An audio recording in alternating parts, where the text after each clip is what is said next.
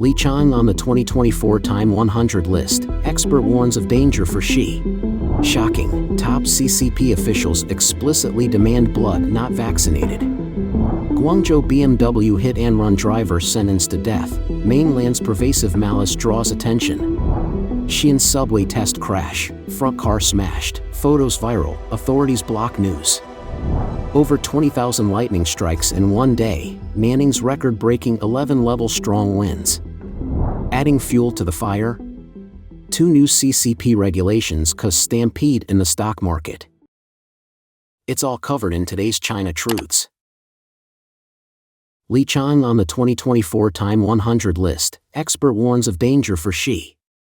After Li Qiang was elected as the premier of the CCP, he was continuously marginalized and belittled. Intriguingly, on April 18, both he and Taiwan's president-elect, Lai Ching-te, were named among Time magazine's 100 most influential people of 2024. What does this accolade mean to Xi Jinping? And could it ignite a more cutthroat power struggle within Nanning? Time magazine highlighted Li Qiang's role from 2017 to 2022 as Shanghai's party secretary, whereas strict enforcement of COVID-19 lockdowns caused widespread trauma and damaged his reputation as a pragmatic and business-friendly leader. Yet, these actions also gained Xi Jinping's admiration, earning Li descriptions as a CEO and COO respected by Xi. Li Qiang's ascent to premier occurred amid economic troubles, having previously been Xi Jinping's secretary and promoted as Xi reached the CCP's zenith of power. Despite this, Li's visibility as premier has been systematically reduced. This year, both his annual press conference and his opportunity to meet international business leaders were cancelled.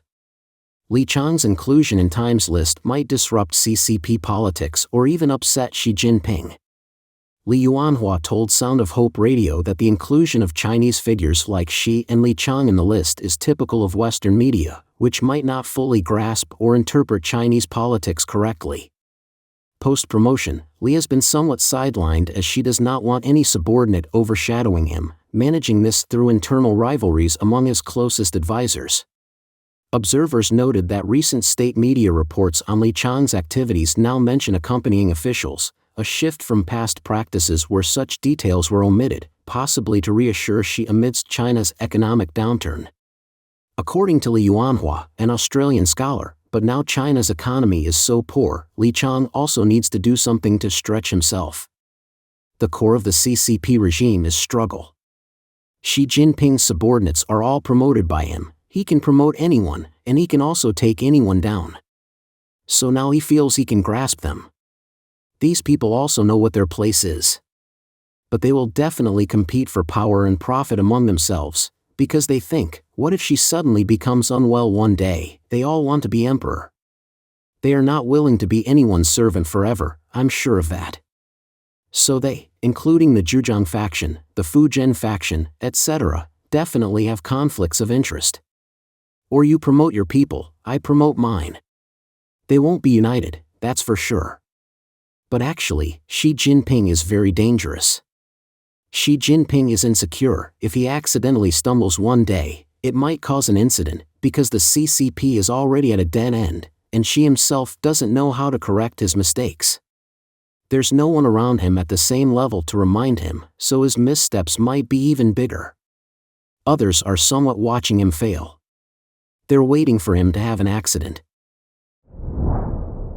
Shocking, top CCP officials explicitly demand blood not vaccinated.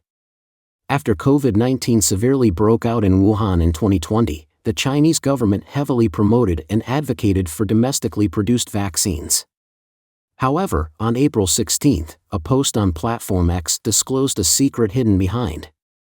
In detail, the post stated that last week, a college affiliated with Hunan Normal University was organizing a group blood donation event for young college students. They were told their donations could be converted into credits for moral education or social practice.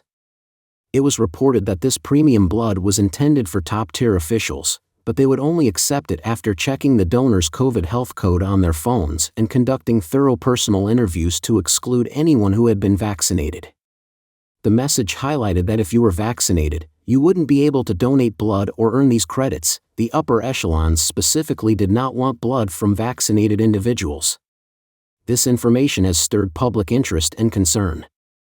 One netizen noted how college students are seemingly just mobile blood banks and organ reserves for the upper echelons, who reject vaccinated blood, presumably knowing it's harmful. Furthermore, they question the ethics of manipulating blood donation into a form of academic credit, likening the authorities to merciless rulers dictating life and death whimsically. Another netizen reflected on the harsh reality of living under CCP control, where personal autonomy, even in life or death matters, seems compromised. Adding to the controversy, in December 2020, Zhang Wenhong, director of the Infectious Diseases Department at Huashan Hospital, affiliated with Fudan University in Shanghai, made thought-provoking comments at a conference. He remarked, "It doesn't matter if 10% or 20% of the population is vaccinated, we're not in a hurry," and suggested that leaders should be vaccinated first. Yet, despite these statements, there has been no public evidence of top CCP officials taking the lead in receiving the Chinese vaccine. At present, a number of pharmaceutical firms in China have halted both the development and manufacturing of COVID-19 vaccines.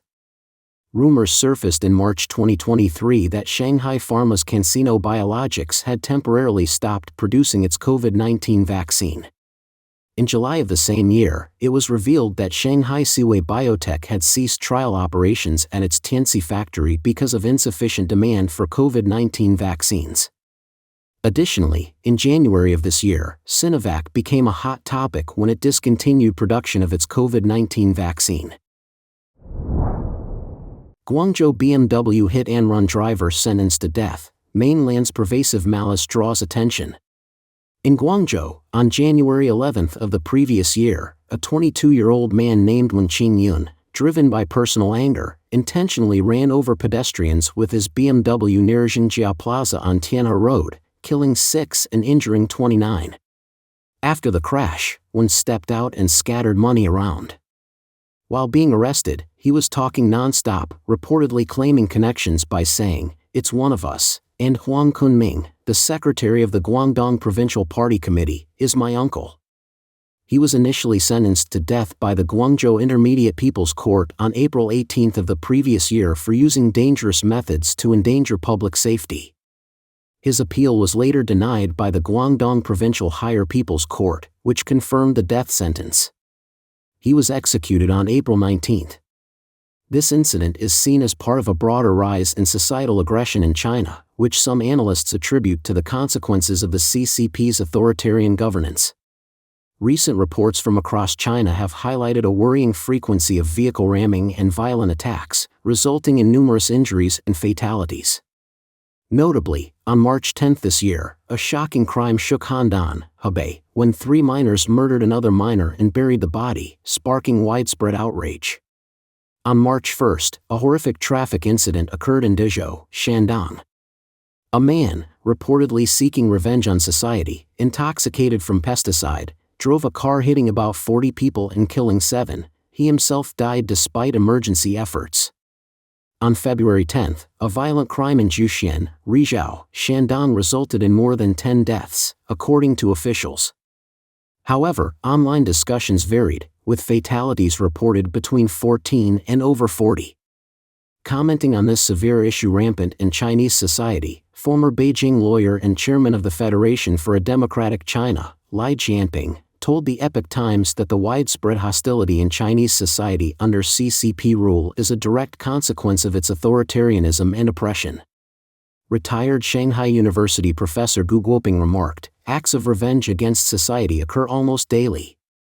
This is because the public has grievances without recourse, sufferings they can't express, and just causes they can't defend. The legal system is uniformly oppressive, solely targeting and suppressing ordinary people. The CCP's brutal repression has created a pressure cooker scenario that's on the brink of exploding." Xi'an subway test crash, front car smashed, photos viral, authorities block news.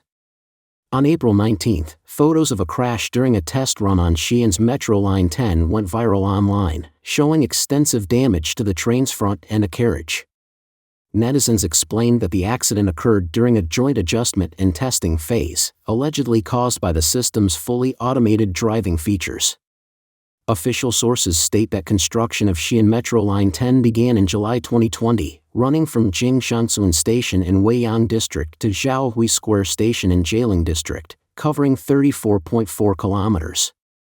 The trains, designed to travel at up to 100 kilometers per hour, can be configured in sets of 4 or 6 cars. The entire line is scheduled to be operational by the end of 2024.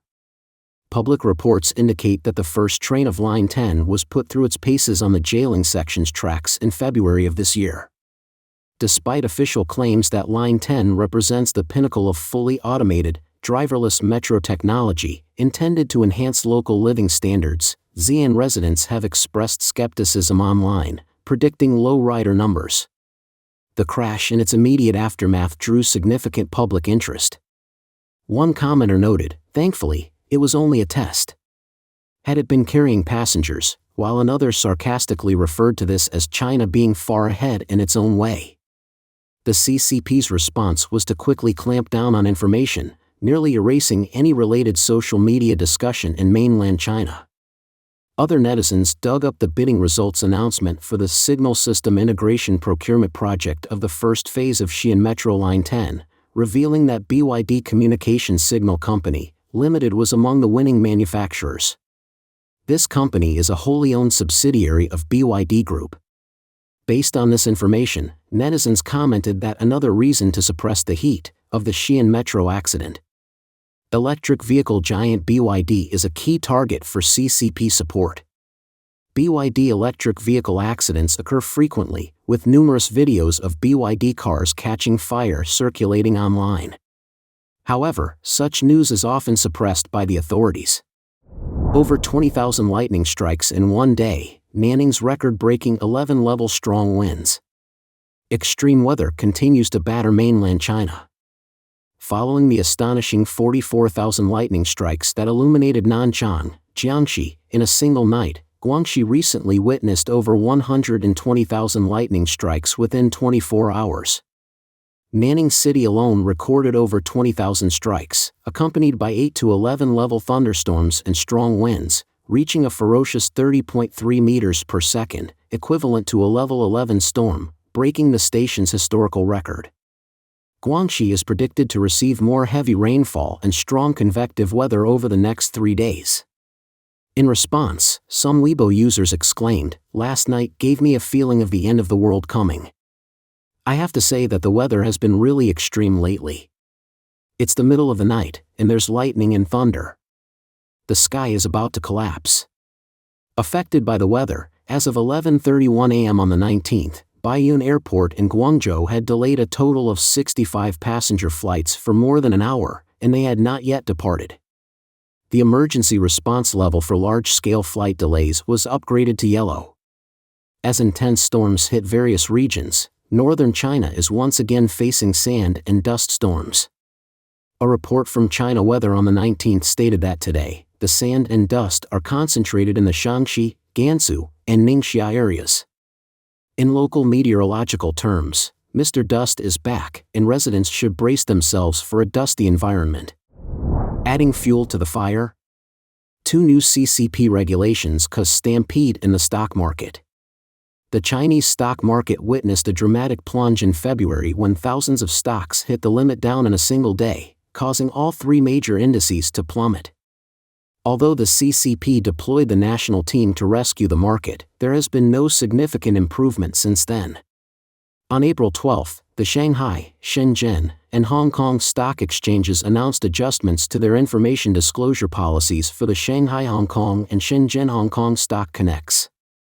According to the new rules, real-time transaction data for international investors will no longer be available during trading hours. This data will only be accessible after the markets close. Reports indicate that starting from mid-May, the exchanges will halt the disclosure of real-time transaction volumes. This move aims to reduce market volatility, standardize investor behavior, and ensure that all investors have equal access to market information. However, the market has already begun to experience panic selling in anticipation of these changes, with the stock market ending the day lower on the 19th, with over 3,500 stocks declining. Observers believe the CCP is attempting to conceal the situation to mitigate negative sentiments towards A-shares. Observers believe that the CCP's decision to withhold information is an attempt to minimize negative sentiment towards A-shares in the market. However, real-time market data is crucial for investors to assess market liquidity and execute investment plans. The CCP's reduction in market transparency will undoubtedly affect the attractiveness of the Chinese stock market for investors. According to Taiwanese economist Wu Jialong, the outcome has been the opposite. Misunderstandings have led to panic, triggering a sell-off reminiscent of a stampede in a burning gymnasium or cinema. Additionally, the State Council and the China Securities Regulatory Commission have issued the third iteration of the National 9 Articles for the Capital Market, following versions from 2004 and 2014, which notably tighten the criteria for issuing and listing. While state media has suggested that the worst may be over for the Chinese stock market, the announcement has sparked fears of delisting among small-cap stockholders. Sun Guoxiang, an associate professor of international affairs and business at Nanhua University in Taiwan, remarked, "Investor sentiment is highly susceptible to policy shifts, which can lead to panic selling and significant stock price drops upon policy announcements." On the 19th, net sales by northbound funds, a key market indicator, totaled 6.49 billion yuan for the day, with 3.91 billion yuan, about $550.7 million, from the Shanghai Link and 3.09 billion yuan, about $435.2 million, from the Shenzhen Link being sold off. Wu Jialong criticized the Chinese government's approach to regulating the stock market, comparing their recent actions to the strict limits imposed on large real estate firms in 2021. He pointed out that the current increase in regulatory measures and promotion of positive indices, amid trying times, is poorly communicated and focuses more on appeasing higher-ups than addressing market needs. This mismanagement is causing panic among investors and negatively affecting the market, akin to self-sabotage. Furthermore, there is a deepening political influence in the market's mechanisms. In conclusion, Professor Sun Liping emphasized that what China needs most now is to recuperate, stabilize the stock market, and restore confidence, not to use strong medicine to cure a serious illness. Don't forget to leave a comment in the section below to share your opinions on today's topic with us. Make sure to like and subscribe to see more interesting topics from China Truths.